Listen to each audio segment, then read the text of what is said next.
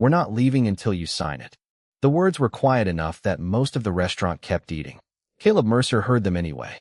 He sat alone at table 12, halfway through a turkey club and checking the time on his phone. 7:18 p.m. Nora's school rehearsal was supposed to end at 7:50, and with winter traffic, he had maybe 15 minutes before he needed to ask for the check. At 41, Caleb had become good at measuring his life in small windows like that. Work, groceries, laundry, Nora's homework, dinner, pickup. For years of raising his 10-year-old daughter alone had taught him that being dependable usually mattered more than being interesting. His phone lit up. "Nora, we sound terrible. Mrs. Bell says we're improving." Caleb smiled. "Caleb, those statements can both be true." Across the restaurant, a server laughed at something near the bar. Plates clattered behind the kitchen doors. Outside the windows, dirty snow lined the curb beneath orange streetlights. It should have been an ordinary Thursday night. "How old are you? Where are you watching from? And have you ever found yourself in a situation like this?" Caleb put his phone down and glanced toward the booth across the room. He had noticed the woman when she arrived 20 minutes earlier. Late 30s, dark wool coat, composed expression. The hostess had greeted her as Ms. Ellison. 3 men joined her shortly afterward. Business dinner, Caleb had assumed. Now nobody was eating. A leather folder sat between them. The woman, Mara Ellison, closed it. One of the men opened it again and pushed it toward her. "I've already answered you. We're asking you to reconsider." "I did." Caleb looked back at his plate. "Not your business." That rule had served him well. As a municipal building inspector, he spent his days walking into other people's problems. Contractors argued. Owners complained. Everybody wanted him to make an exception that somehow wasn't an exception. At 5 o'clock, he stopped being Inspector Mercer. He became Nora's dad, and Nora needed him more than strangers did. Caleb reached for his sandwich. Then a young server approached Mara's booth. "Can I get anyone anything?"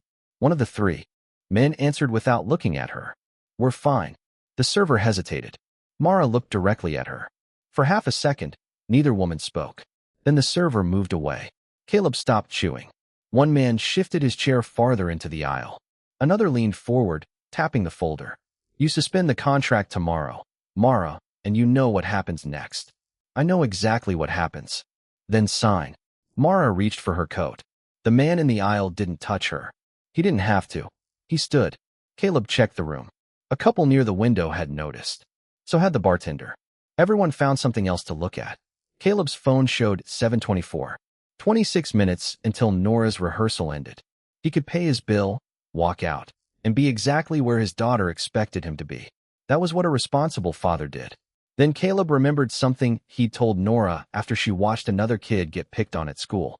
"You don't have to fix everything, but you don't pretend you didn't see it." Across the room, Mara closed the folder again.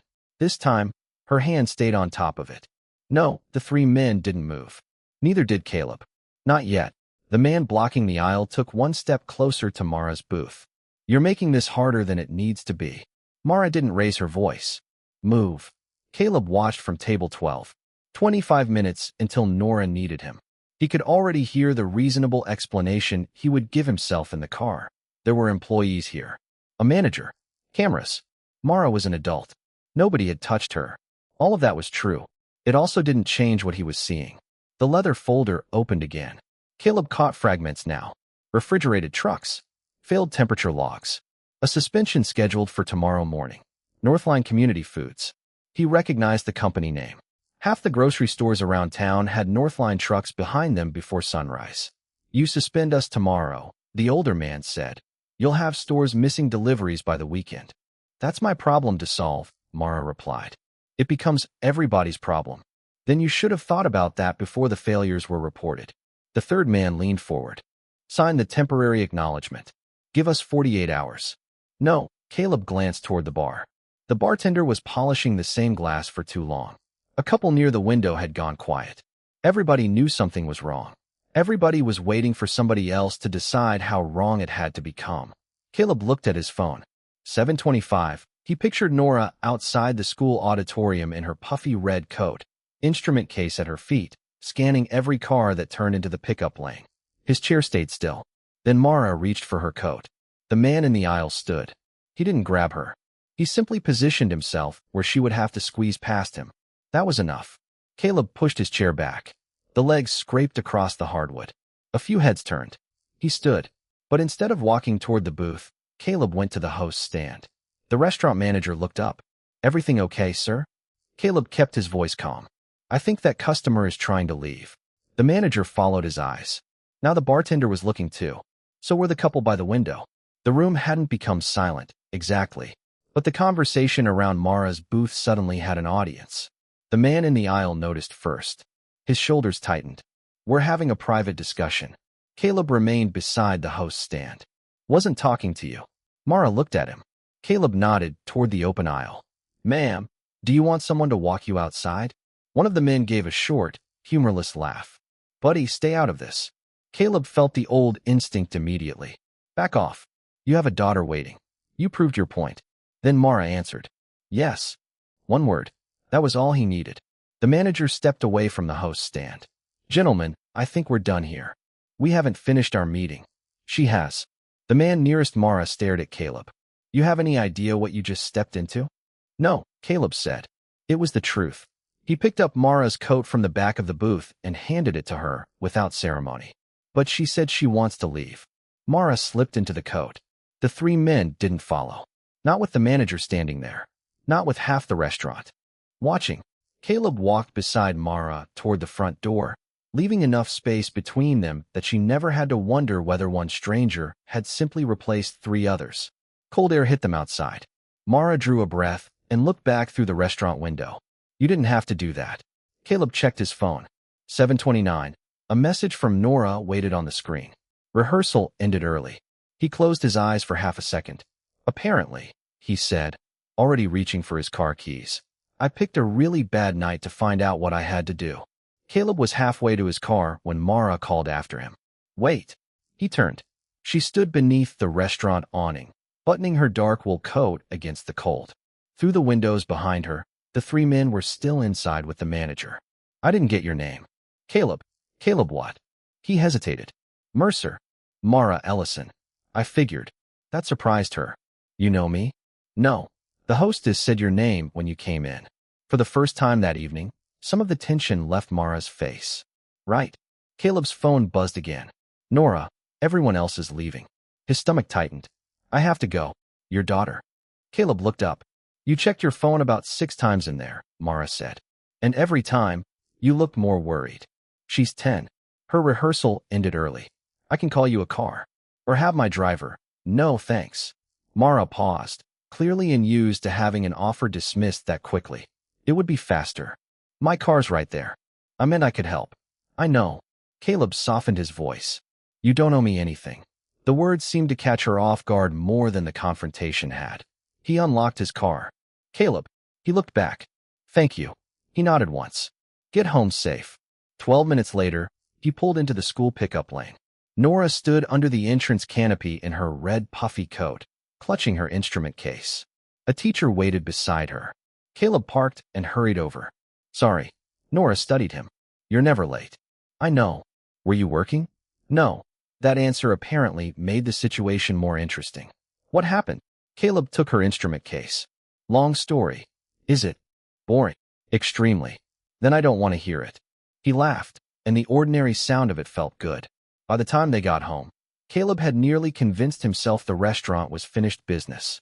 He made Nora grilled cheese, checked her math homework, moved laundry into the dryer, and packed her lunch for Friday. Normal things. Predictable things. The kind of life he had worked hard to build after losing his wife. At 10:14 the next morning, his phone rang while he was reviewing an inspection report. The restaurant manager introduced himself again. "Mr. Mercer, sorry to bother you. I wanted to ask about last night." Caleb leaned back in his chair. "What about it?" "There's been a complaint." "Against me?" "No," a pause. "Against Lena Ortiz. Your server." Caleb frowned. "She wasn't my server. She was working the section where Ms. Ellison was seated." The manager explained that someone representing the business party had contacted the restaurant's corporate office that morning. The complaint claimed Lena had interfered with a private meeting, encouraged disruption, and helped create an embarrassing scene for paying customers. "That's not what happened." "I know what I saw," the manager said quietly. "But corporate has procedures. She's been taken off the schedule while they review it." Caleb stared through his office window at the gray winter sky. The night before, he had worried about being late for Nora. He had worried about getting involved. He had worried about bringing someone else's trouble home. He had never once wondered what would happen to the young woman who couldn't leave when everyone else did. Mara had gone home. Caleb had gone home. The three men had eventually gone home. Lena Ortiz had stayed behind. And somehow, by morning, she was the one paying for what happened. Caleb returned to the restaurant after work. The lunch crowd was gone, and only a few tables were occupied. Table 12 had already been reset. Clean silverware. Folded napkin. No sign that anything unusual had happened there. The manager met him near the bar. Lena's not working today. I figured. She's suspended, not fired. That's supposed to make it better? The manager sighed. I'm trying to keep it from getting worse. Before Caleb could answer, the front door opened. Mara walked in. She had traded the dark coat from the night before for a charcoal winter coat over office clothes. She spotted Caleb, then looked at the manager. I heard about Ms. Ortiz. 10 minutes later, Lena arrived after the manager called her. She was 23, tired, and clearly uncomfortable being surrounded by people who suddenly cared about what had happened to her. Mara spoke first. I'm sorry you got pulled into this. Lena crossed her arms. I was already in it. I was working. Mara nodded. You're right. Then she made the mistake. I can cover whatever wages you lose while this gets sorted out. Lena stared at her. Caleb saw Mara realize too late how the offer sounded. I don't need you to pay me for getting blamed. That's not what I meant. I know. Lena picked up her backpack. But I need my shifts. I need corporate to stop saying I caused something I didn't cause. Mara's expression tightened. I'm trying to help. Lena gave a small, exhausted laugh. Then help with that. Silence settled between them. Caleb could have stayed out of it. Instead, he looked at Mara. She's telling you what she needs. Mara turned toward him. I heard her. Then listen. Her eyes narrowed. You've known me for about 12 minutes, Caleb. Probably less. And you've decided I don't listen? No. I think you're used to fixing things with whatever tool works fastest. Mara stared at him. Caleb almost apologized. Almost. Then Lena spoke. He's not wrong. That ended the argument. Mara looked from Lena to Caleb, then slowly nodded. All right. No money. She pulled out her phone, but stopped before making a call. What do you want me to say? Lena seemed surprised by the question. The truth. Mara waited. Lena continued. I came over because your table looked uncomfortable. You looked at me like you wanted an excuse to leave. I asked if anybody needed anything. One of those guys answered for you. That's it. Mara lowered her phone. For the first time since Caleb had met her, she didn't seem like a CEO searching for the fastest solution. She simply listened. Caleb glanced toward table 12. Standing up the night before had felt like the difficult part. Now he understood it had only been the first part. 3 days later, Caleb received an email with the subject line, Witness Statement, Review Requested. He almost deleted it. He was sitting at his kitchen table with a mug of coffee gone cold beside him. Nora was across the room trying to convince herself that practicing the same 8 measures on her instrument counted as practicing the whole song. It absolutely does, she announced. It absolutely doesn't, Caleb said. His laptop chimed again. He opened the attachment. The statement was only 2 pages. It described the restaurant incident as a misunderstanding during a private commercial discussion. It said staff intervention had unnecessarily drawn attention to the table. Near the bottom, Lena Ortiz was identified as the employee who had misinterpreted an ordinary conversation and contributed to the escalation. Caleb read that sentence twice. Then a third time. His phone rang. Mara. He had given her his number after they spoke with Lena, mostly because both of them expected questions from the restaurant. Did you get it? She asked. Yeah. They sent me a settlement proposal too. Caleb leaned back. And they'll withdraw the complaint against Lena. She gets her shifts back immediately. That sounds convenient. It is. Something in Mara's voice told him there was more. What do they get? Northline delays suspension of their logistics contract until the internal review is finished. 45 days. Caleb looked toward Nora. She had finally stopped playing and was erasing something from her homework. And Lena? Back to work tomorrow. That should have felt like good news. For a few seconds, it did. The problem had an exit. Nobody needed a lawsuit. Nobody needed months of meetings. Lena could earn her paycheck again. Mara could keep food moving to stores while the review continued. Caleb could go back to inspections, school pickups, grilled cheese, laundry, and all the other ordinary responsibilities waiting for him. Exactly what he wanted. Then he looked at the statement again. They're saying she caused it. Mara was quiet. They're saying she misunderstood what happened, Caleb continued. I saw that. But she didn't. No, Caleb rubbed his forehead. So she gets her job back as long as everybody agrees she was the problem. That's not how they described it. I'm guessing they used more expensive words. Mara exhaled. Pretty much. The next afternoon, Caleb stopped at the restaurant. Lena was back. She wore the same black server uniform, carried the same order pad, and moved between tables like nothing had happened. When she saw Caleb, she gave him a tired smile. Good news. Apparently, I'm employable again. You saw the statement? Her smile disappeared. Yeah. You okay with it? She looked toward the kitchen. I'm okay with paying rent. That answer stayed with him. Lena wasn't accepting their version because she believed it. She was accepting the reality that other people had more room to fight than she did. Caleb left without telling her what to do. In his truck, he unfolded the printed statement. At the restaurant, he had thought standing up was the choice. Then he thought coming back was the choice. Now he understood something he hadn't seen before. Mara had escaped the booth. He had gone home to Nora. The three men had found lawyers and procedures. But the easiest solution still required somebody to carry the blame. And somehow, that somebody was the 23-year-old server who had done nothing more than notice a woman wanted help. Caleb stared at the signature line. If he signed, Lena kept her shifts. Mara bought time. He got his quiet life back. Almost everybody won. Almost. His phone buzzed with a message from Mara. Board wants an answer by Monday. Caleb looked through the windshield at the restaurant. Inside, Lena was clearing plates from a table. For the first time, the question wasn't whether Mara had needed help that night. The question was why the easiest way to protect everyone with power required the person with the least power to admit she had been wrong. Monday morning, Caleb found the same witness statement waiting in his inbox. This time, there was a deadline. Please return signed copy by 3 p.m. He read it from his truck outside a 4-story apartment building he was scheduled to inspect. Snowmelt dripped from the roofline. His workday was already packed. 2 inspections before lunch, a follow-up downtown, then Nora's school pickup. Caleb called the number beneath the attorney's signature.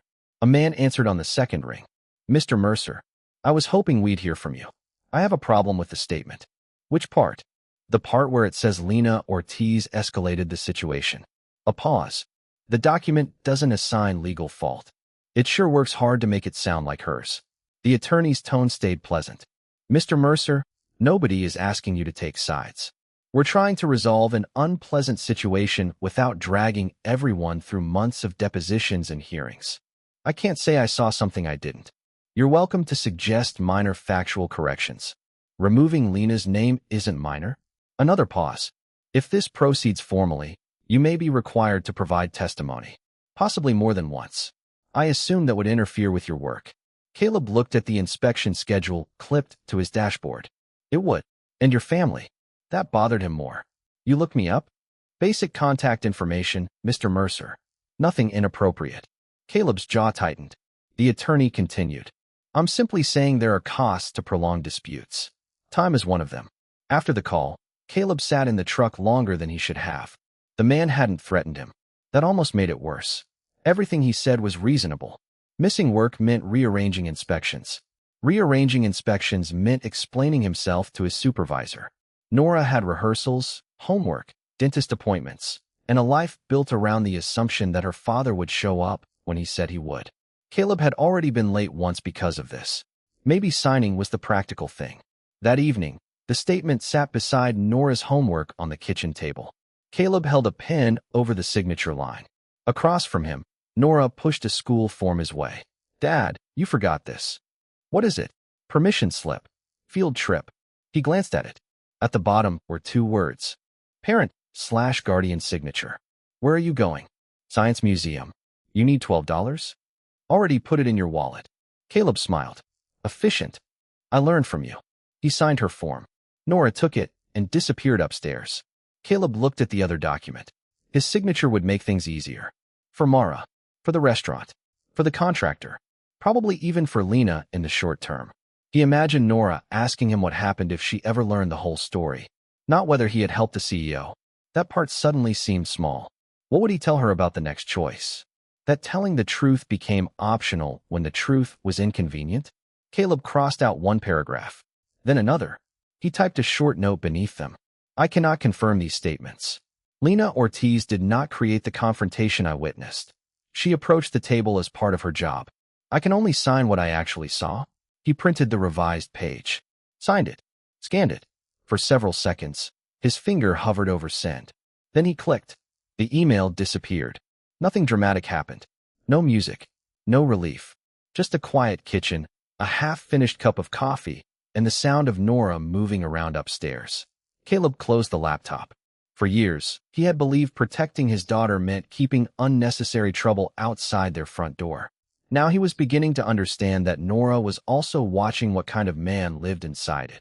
By Tuesday afternoon, Mara had 3 spreadsheets open, 2 attorneys waiting on her answer, and a board member telling her that principals were easier to defend when they didn't interrupt grocery deliveries.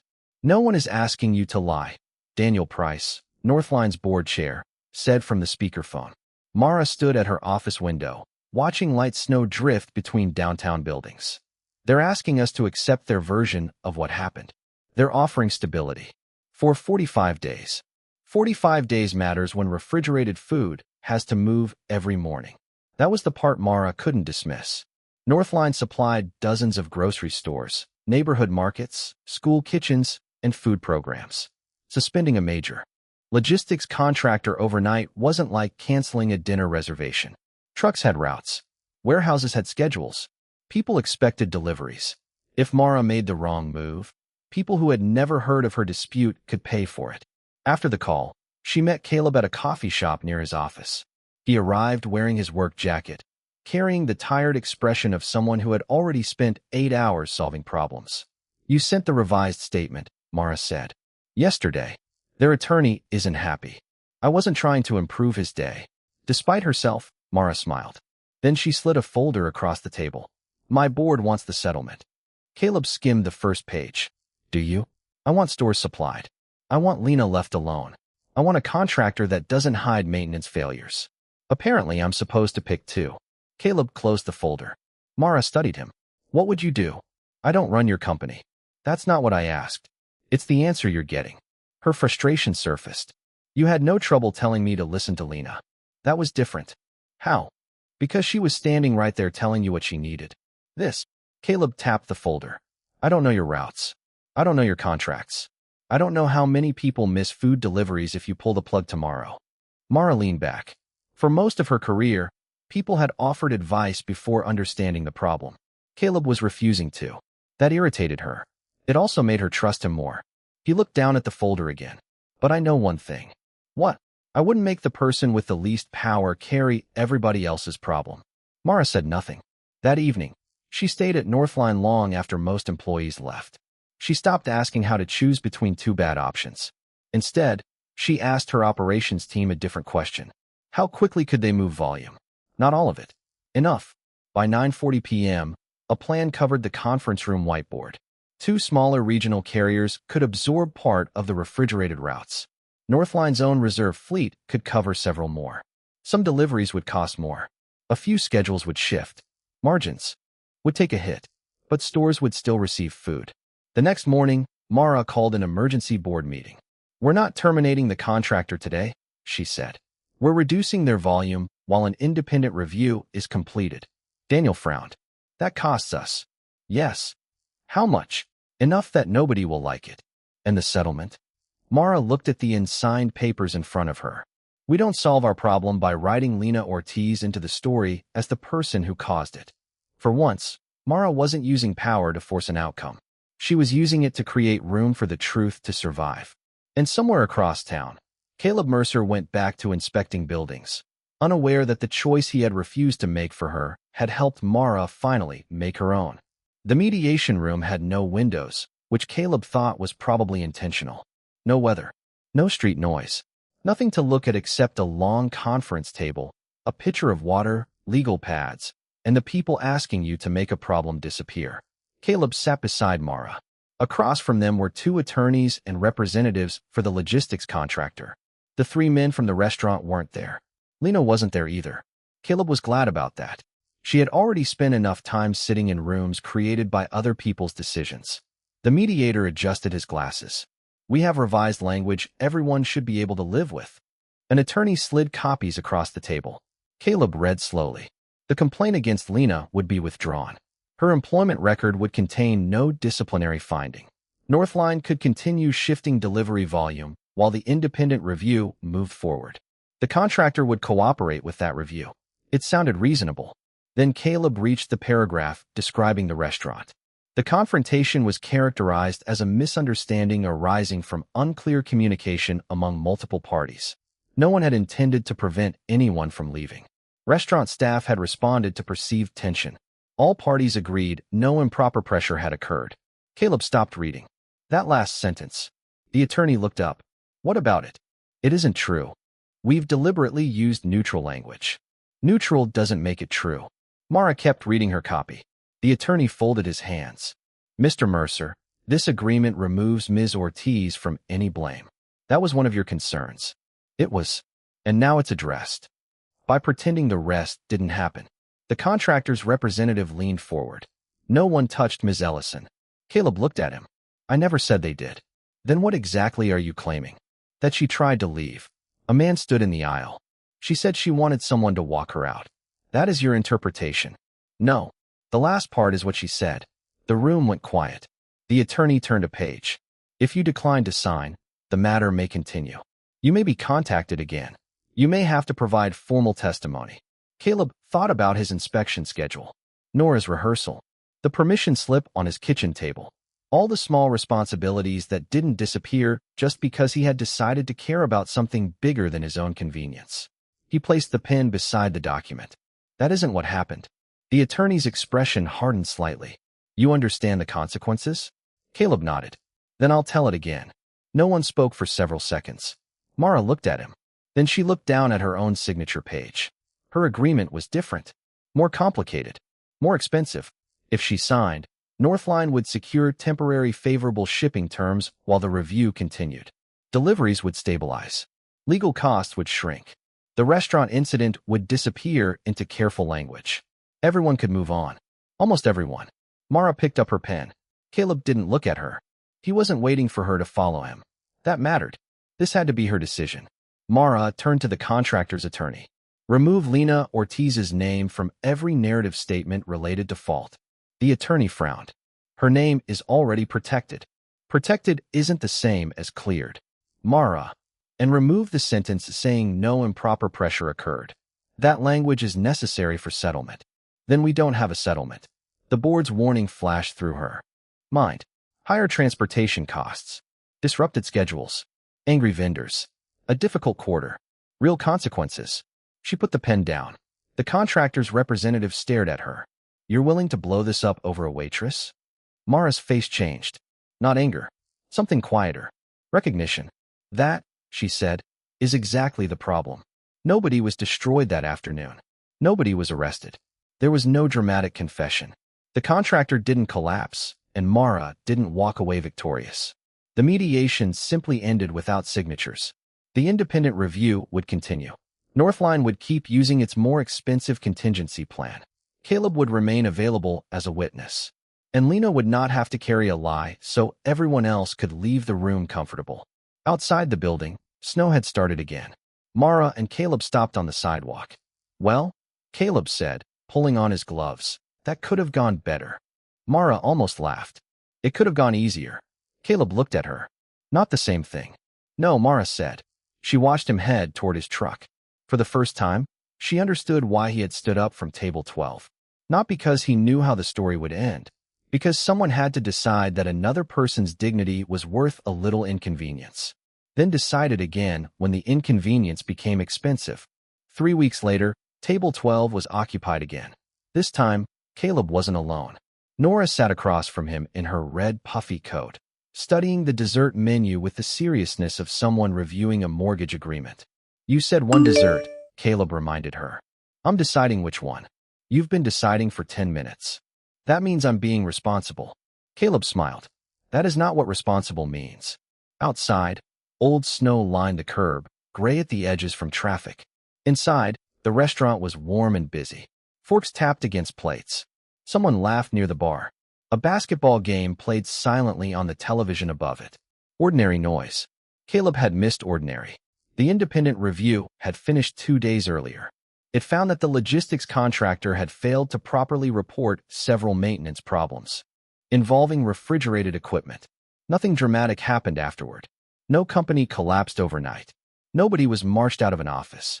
Northline gradually shifted more routes to 2 regional carriers. The change cost money and caused some scheduling headaches, but stores kept receiving deliveries. Lena's suspension was removed from her employment record. She got her regular shifts back. That was enough. Coffee. Caleb looked up. Lena stood beside the table holding a pot. You're working tonight. Excellent observation, Inspector Mercer. Nora looked between them. Why does she know your job? Long story. Boring. Extremely. Lena laughed.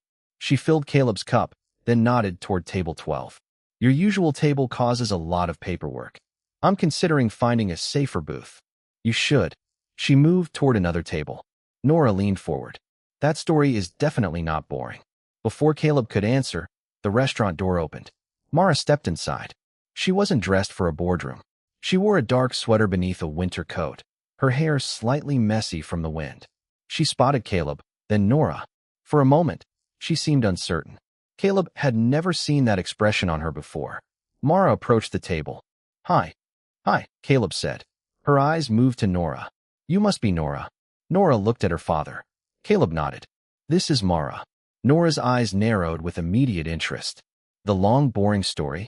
Mara looked at Caleb. He sighed. Apparently. Mara smiled. I just came from a distribution meeting nearby. Caleb glanced at the empty chair. Mara did too. Is this seat taken? Caleb looked at Nora. Nora shrugged and returned to the dessert menu. Looks open, Caleb said. Mara took off her coat and sat down. There was no grand announcement. No check waiting for Caleb. No job offer. No promise that his life would suddenly become easier because he had once helped a CEO. And maybe that was exactly how it should have been. From the outside, Caleb Mercer still looked like an ordinary working father trying to get his daughter home before bedtime. Lena was still a young server carrying plates for a living. Mara was still a CEO responsible for decisions involving more money than either of them wanted to discuss over dinner. Those differences were real, but they were never measurements of human worth.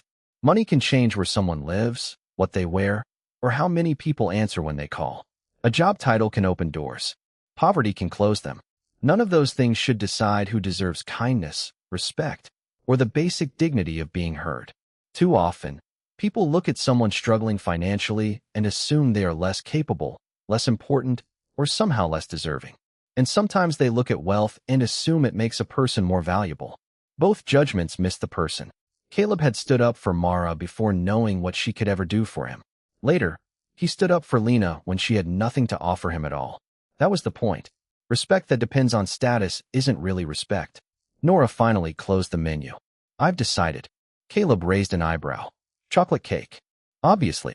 Mara laughed. Caleb waved Lena over. And at table 12, the place where one quiet decision had started everything, 3 people settled into an ordinary dinner. No heroes. No rewards. Just people learning that nobody should have to prove their value before being treated like they matter.